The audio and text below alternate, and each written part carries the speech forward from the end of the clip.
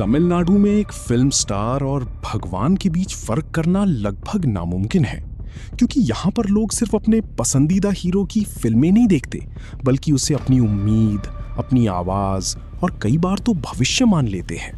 तमिलनाडु की मिट्टी ने कभी एमजीआर को भगवान बनाया था, जयललिता को अम्मा कहकर सत्ता की शिखर पर पहुंचाया था, और अब 2026 में तमिलनाडु ने एक और नाम को इतिहास की सबसे बड़े अध्याय में दर्ज किया।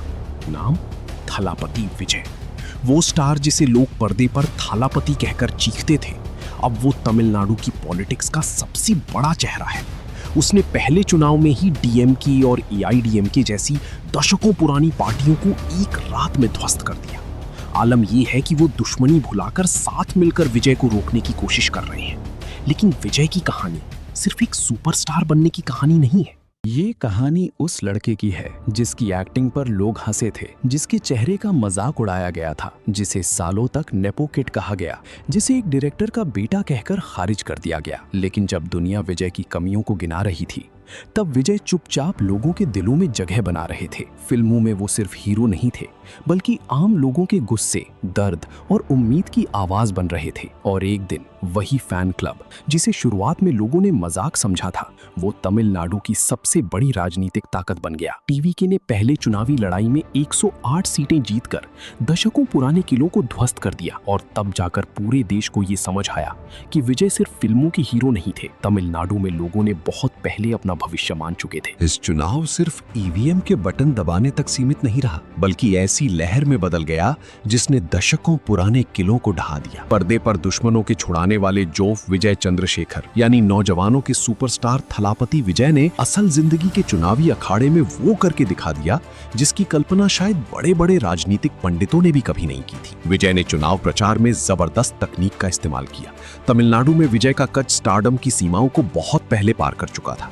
वो एक कल्ट बन चुके थे। 90 के दशक में जब उन्होंने करियर शुरू किया तो वो एक चॉकलेटी हीरो थे, लेकिन 2000 के बाद उनका जो मास हीरो वाला अवतार सामने आया, उसने राज्य के युवाओं को यानी जनों की नब्ज पकड़ ली। सिनेमा घरों में उनकी एंट्री पर बजने वाली तालियां वोटिंग बूथों पर खामोश क्रांति में बदल गई। विजय ने अपनी फिल्म के जरिए जो एंटी सिस्टम वाली छवि बनाई थी, लोगों ने उसे सच मान लिया। जब वो पर्दे पर भ्रष्टाचार के खिलाफ लड़ते थे, तो जनता को उनमें अपना हीरो, अपना मसीहा दिखने लगा था। आज जो 110 सीटों का आंकड़ा आपको दिखाई दे रहा है ना, वो उसी सालों पुरानी इमेज बिल्डिंग का नतीजा है। ये कामयाबी रातों रात हासिल नहीं हुई। विजय ने इसके लिए बड़ी खामोशी से जमीन तैयार की थी। उन्होंने सालों पहले अपना एक फैन क्लब बनाया था, विजय मक्कल यक्कम नाम से, यानी वीएमआई। ये एक ऐसा संगठन था जो सिर्फ फिल्मों को प्रमोट नहीं करता था, बल्कि जमीन पर सामाजिक काम भी करता था, जैसे कोरोना काल में राशन बांटना हो, मेधावी छात्रों को सम्मानित करना हो, या फिर ब्लड डोनेशन कैंप्स लगाने हो। विजय के फैन हर गांव और गली में एक्टिव थे। 2021 के स्थानीय निकाय चुनावों में जब विजय ने अपने फैंस को निर्दलीय लड़ने की इजाजत दी, तब उन्होंने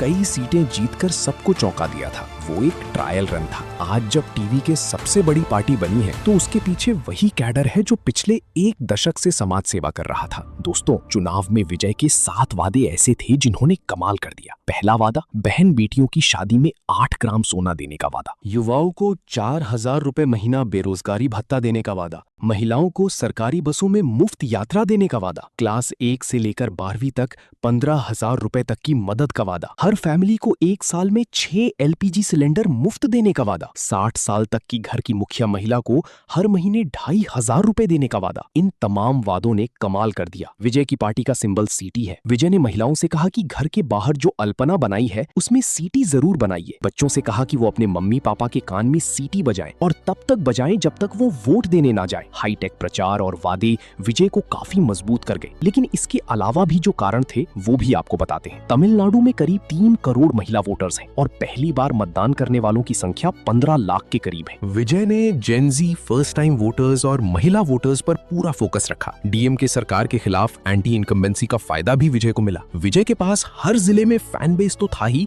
अपने लोग भी थे जो इस चुनाव में बहुत मददगार साबित हुए। विजय किसी गठबंधन में शामिल नहीं हुए। उन्होंने खुद को शुद्ध विकल्प ब्रांड बताया। विजय ने तमिल अस्मिता को भी मुद्दा बनाया। दूसरा, विजय का स्टारडम तो था ही था। वाकई दोस्तों, विजय ने इतिहास रच दिया तमिलनाडु में। इतने कम वक्त में एक नई नवीली पार्टी को खड़ा करना और उसके बाद उसको सत्ता में ले आना, ये आसान नहीं है। विजय से तमिलनाडु के लोगों को बहुत उम्मीदें हैं, और अब देखना होगा कि पर्दे का सुपरस्टार पॉलिटिक्स में कितना खरा साबित होता है। अब तो बारी विजय की है वादों को पूरा करने की। दोस्तों, विजय ने टिकट्स भी बहुत सोच समझ कर दिए। विजय ने अपने ड्राइवर की बेटी को टिकट दिया, जयललिता। और करुणानिधि के निधन के बाद जहां AIDM की बिखराव से जूझ रही थी और भाजपा अपनी जगह बनाने की कोशिश कर रही थी, विजय ने उस वक्त मिट्टी का बीटा कार्ड खेलकर खुद को सीधे DMK की मुख्य प्रतिद्वंदी के रूप में स्थापित किया। उनकी जीत ये दिखाती है कि उन्होंने न केवल तटस्थ वोट हासिल किए बल्कि पारंपरिक पार्टियों की कोर वोट बैंक में भी सेंध लगाई। विजय की जीत केवल एक अभिनेता की सफलता नहीं है, बल्कि तमिलनाडु की जनता की बदलाव की आकांक्षा का प्रतीक भी है। उन्होंने द्रविड़ मॉडल को चुनौती दिए बिना उसमें अपना विजय मार्ग जोड़ दिया। उनके लिए असली चुनौती अब इस जनादेश को शासन में बदलने की है। मेरे साथ फिलहाल इस वीडियो में इतना ही। ऐसी तमाम खबरों के लिए चैनल को सब्सक्राइब कीजिए। इस पर आपकी क्या राय है, कमेंट में बताइए।